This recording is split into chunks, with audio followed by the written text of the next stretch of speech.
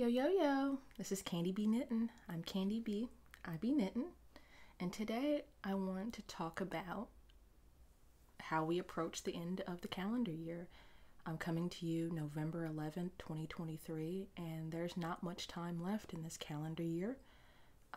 About 50 days, about, 6 weeks.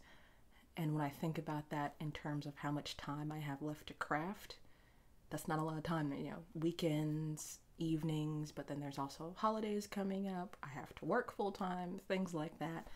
And so I really want to think about looking back at the goals I set for myself this year and how I can finish this year, strong and transition into next year. There are those people who completely clear off their needles, finish all their works in progress, and they're ready for a new cast on January 1st. I really admire those people, but I don't want to put too much stress on myself, so I really want to be thoughtful about what I'm prioritizing as we enter not only the end of the calendar year, but a time for, quiet reflection, respecting the darkness and the solstice and all that. But also, I am a kind of a productivity kind of person, and so I do like to set goals for myself, set New Year's resolutions. And I thought we'd get started by looking back on the goals I set for myself January 2023.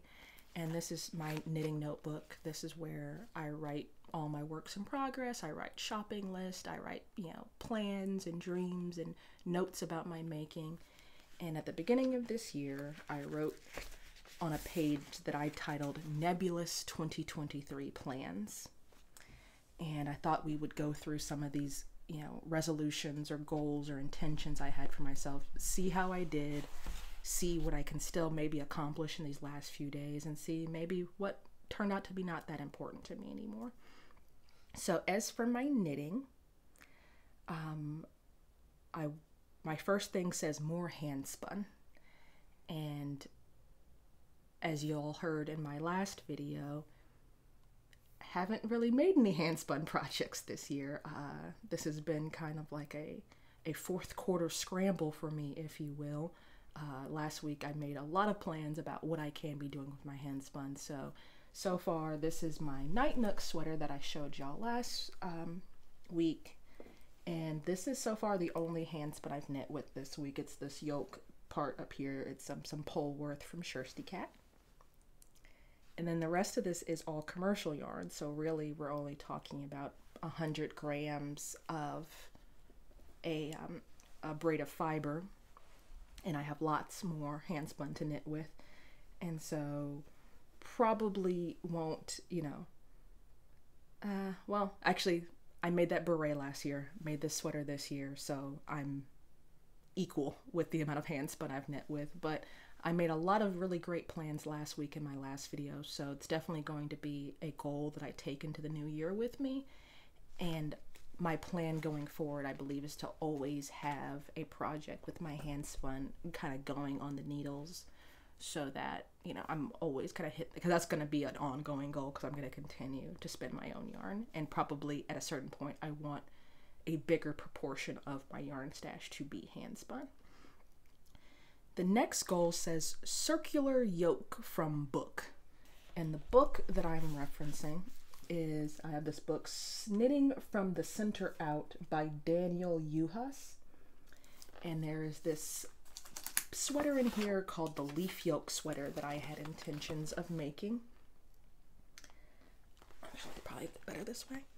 And it's a lace yoke, and then the body is in reverse stockinette, and I thought it was really cute, and it's in kind of a DK weight. Y'all might be familiar with the idea of a make 9, where every year crafters will, write down 9 projects that they want to make. I try to stay away from naming specific projects because I just know myself, and if I write down 9 things, I'm gonna find 9 different things to do.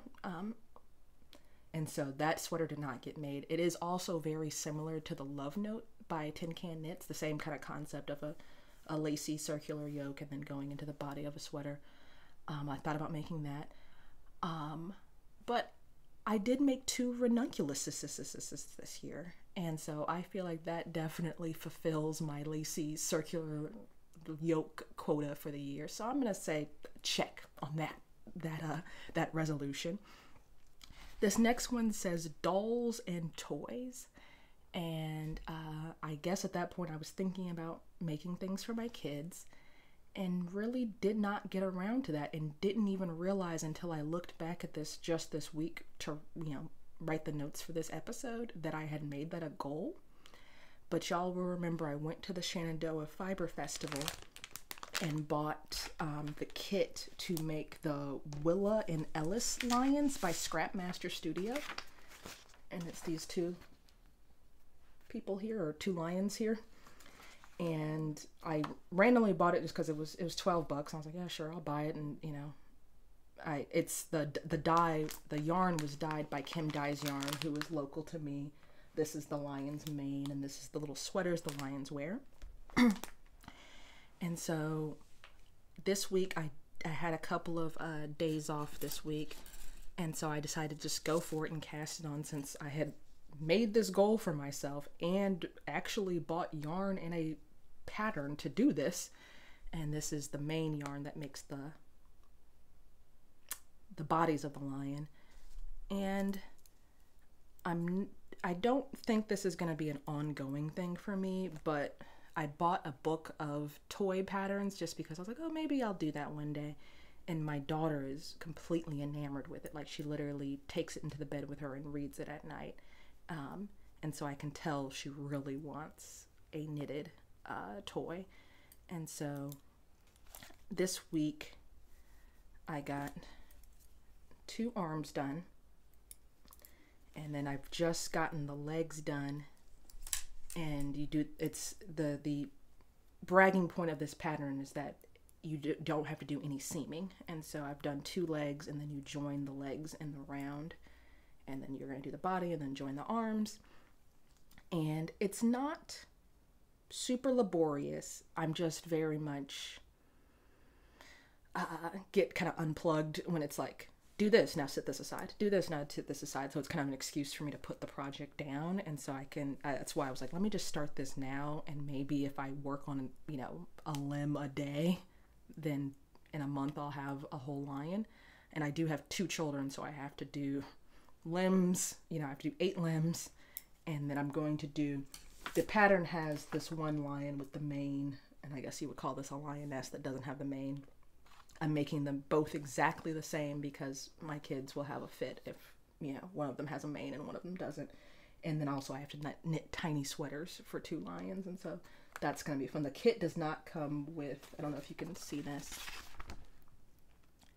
but the pattern has the main color of the sweater, then it has little accents you put on it, like to do little pockets and stuff like that, and I have plenty of scrap yarn to do that. And I think I'm on track. Like I said, if I do, like, it took me like 20 minutes to do one of the arms, if that. And so maybe an episode of TV a night, I'll work on some limbs. And then once I do the second one, hopefully the second one will go by that much quicker.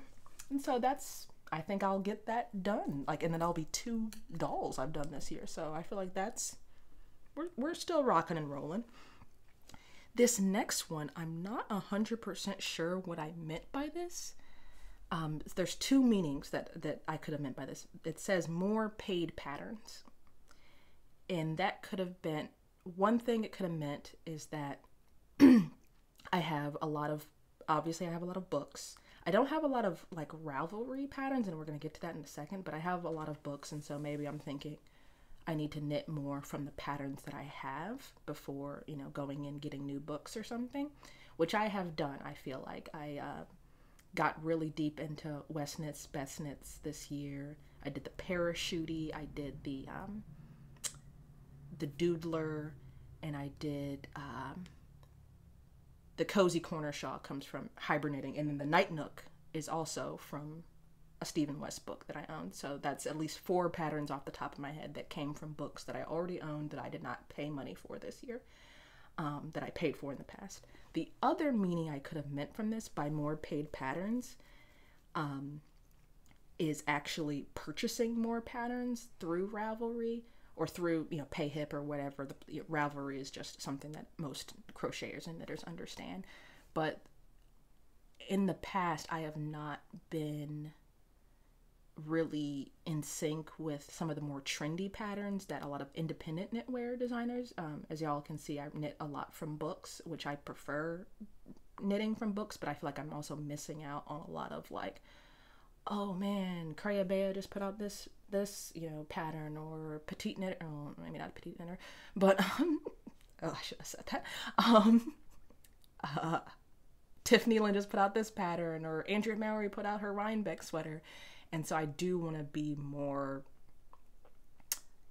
on the pulse of what's happening and be more connected to what other knitters are making and what's like hot and what's relevant, and maybe, you know, test knits and stuff like that. And I haven't done a great job of that. I own maybe, most of the time when I purchase patterns, I purchase them like I'm casting it on immediately. And I did buy the Kagan's quilt this year, and I cast that on already. That's the big blanket project I'm working on.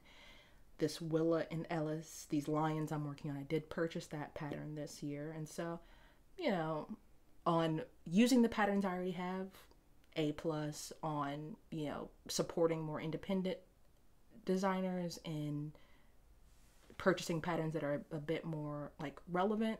I did really think I was going to do the Stephen West MCal this year, but I just really couldn't, like, even seeing the finished shawl, like, I really thought it was going to be more of an opportunity to pick random colors, which I guess looking back at the shawl, I could have picked random colors and it would have worked out just fine. But for some reason, I just let that geo gradient thing, like, break my brain, and I don't know why. I guess I overthunk it. The next thing says camo blanket.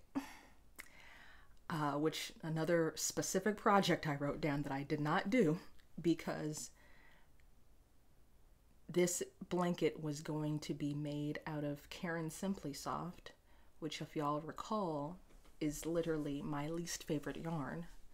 But when I first started knitting, I came across a, like, you know, bargain basement deal on a butt ton of this Caron Simply Soft in the colorway camo, which y'all don't know me very well. I haven't been doing this for a very long time, but I am probably the least camo person you'll ever meet. And not only was it camo with like pink accents in it.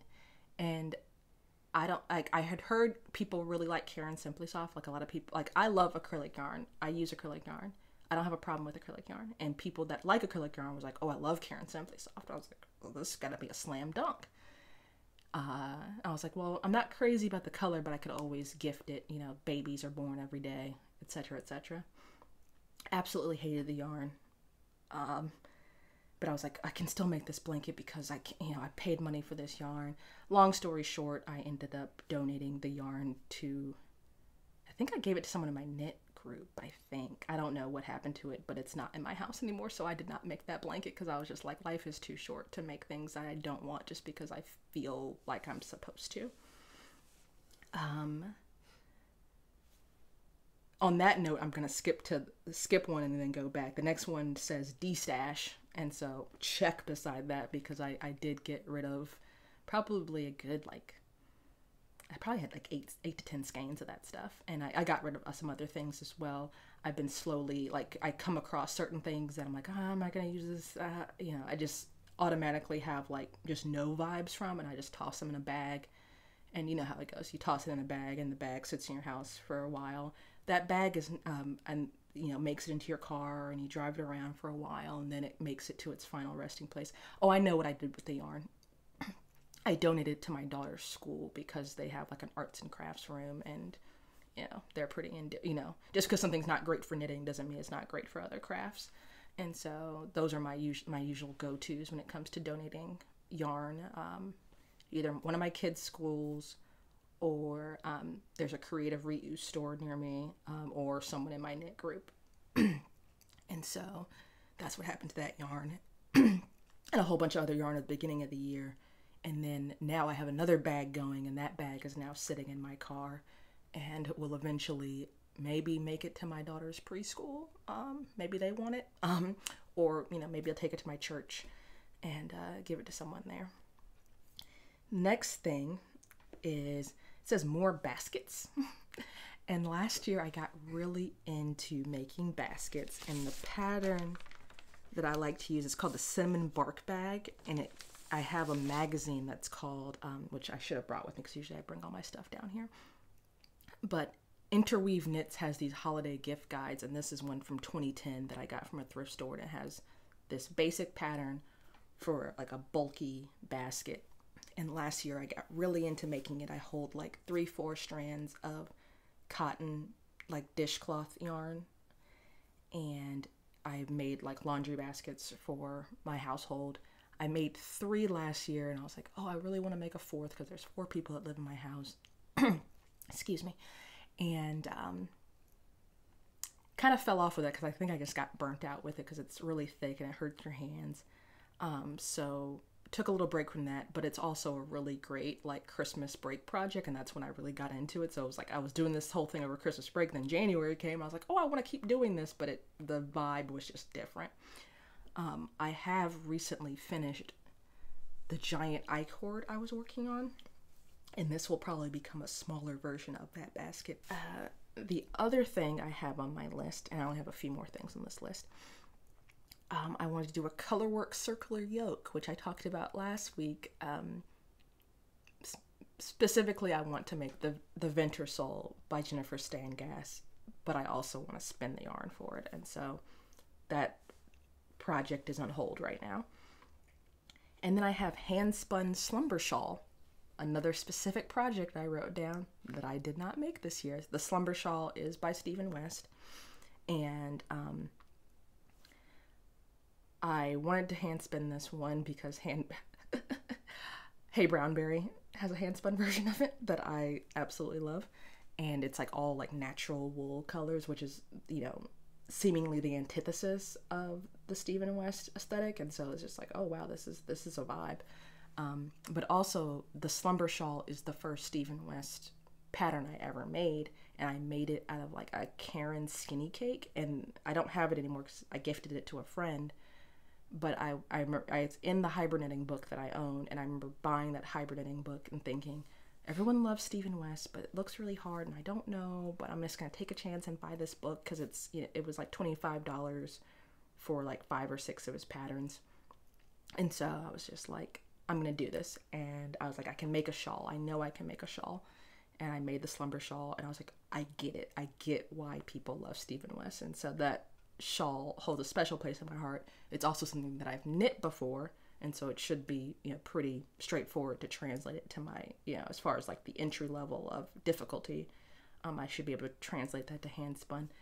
Did not happen this year, but I am making the Night Nook, and I actually have notes. I'm looking through the beginning of this notebook, and I have notes about spinning for the Night Nook too. And so like I wrote down like how many yards the contrast color is and how much I would need to spin and stuff like that. And so I was on the same wavelength, so I get like an S for satisfactory for that one. Then I have some goals for spinning. I have Energized Singles, which I did spin an Energized Single this year, which I did not bring with me because I'm just a mess. And that's just, you know, putting a lot of twist into a single ply of yarn so that it brings strength to what otherwise would be a weaker yarn, because it is a single ply. And it's a specific technique, and I did do that this year. I made one skein of that. It was some Neighborhood Fiber Works, and yeah, it was fine. I used a very unique color, so I don't really know what else I have to go with it to do more with, but I actually enjoy plying, especially now that I have a wheel. The singles really lend themselves well to the drop spindle. I feel like when I'm on the wheel, I'm like, oh, I can ply on the wheel. I don't really mind. I also have Learn to Chain Ply, which I did learn to chain ply this year, and so A+ for Candy B. For right now, I'm going to leave it there. I do want to do more videos in this same vein of talking about, you know, telling you everything that I knit this year, telling you how much yarn I actually do keep track of, and you know, the least scientific way possible of roughly how much yarn I use. Oh, there's 2 more things I want to talk about. And then I'll wrap it up because I'm actually not feeling well. I do not want to have another coughing fit. There's 2 things I want to finish before the end of the year. Well, actually, technically, it's like 9 things I want to finish.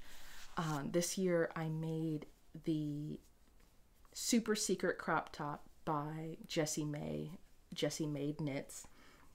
And I learned that I do not like to knit tank tops. I love wearing tank tops, but I don't like to knit them.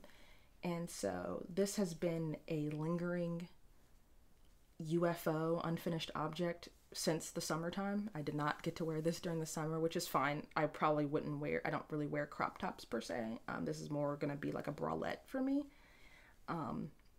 But I also don't want to have something hanging over my head going into January 1st. And so I would love to finish this. And the only thing I need to do is put straps on it.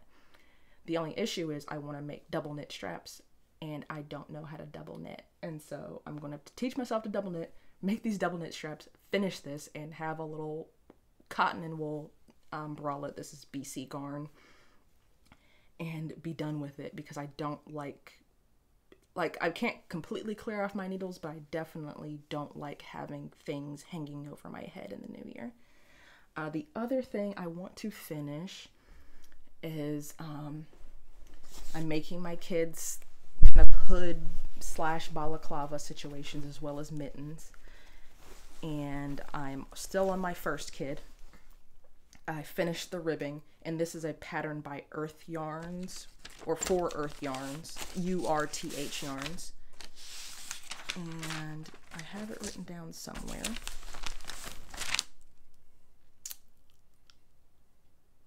Maybe I don't. Yes. Rosann Fleischauer made this hooded cowl for Earth Yarns. And I'm done with the ribbing, and now I'm going to go into the hood. This is a pattern made for one size fits most adults, and my child is 7 years old, and so I'm doing the very unscientific method of going down a needle size for both the ribbing and the body of it, and it's going to make it just a little bit smaller. She has like pretty big puffy hair, and so she'll probably will need, you know, more space in the hood area. And then after I make this, I'm going to do some measuring and make one for my 4-year-old who is a bit on the smaller side, has less hair. The reason I want to finish this is not because like, oh, it's January 1st. It's because it's fall going into winter, and January, February is when it gets on the colder side here. Usually December, Christmas is pretty mild, but when January, February hits, they're going to want their hooded cowls, and I'm also going to try to make them mittens.